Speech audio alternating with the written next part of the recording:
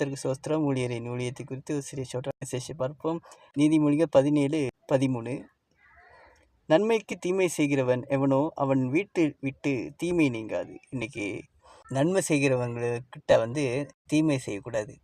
அதனால அந்த தீமை செய்கிறதுனால என்ன நடக்குது, அவங்க வீட்டில் தீமையாக நடக்குது. அவங்க ஃபேமிலியில் அவங்களுக்கு உபத்திரவம் மேலே உபத்திரவம் வந்துக்கிட்டே இருக்குது.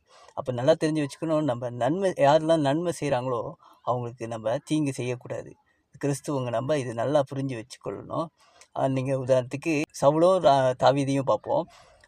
தாவீது சவுலுக்கு அநேக நன்மைகளை செஞ்சான். உதாரணத்துக்கு கோலியாத்தை முறியடித்தான். அப்புறம் அவனுக்குள்ளே இருக்கிற அசுத்த ஆவியை சொரமண்டலத்தினால பிசாசை விரட்டுனான்.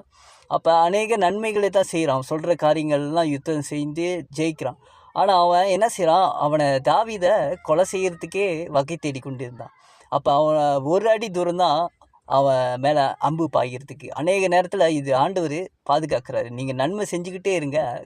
தாவீதுக்கு எப்படி ஆண்டவர் தப்பிக்க வச்சது போல் நம்மளுக்கு தப்பிக்க வைப்பார். ஆனால் இந்த தீமை செய்கிறவங்களுக்கு கண்டிப்பாக அவங்க வீட்லேயும் பிரச்சனை ஓயாது, தனக்கும் பிரச்சனை ஓயாது. கடைசியாக நீங்கள் அவங்க வாழ்க்கையில் பார்த்தீங்கன்னா, சவுலோட குடும்பத்தார் வாழ்க்கையில் பார்த்தீங்கன்னா, சவுலும் சாகுறாரு, மகனும் சாகுறாரு, பையன் வாழ்க்கையில் முடவனாக ஆகுறான், அடுத்தது பையன் ராஜாவாகணும்னு கொலை செஞ்சிடறாங்க.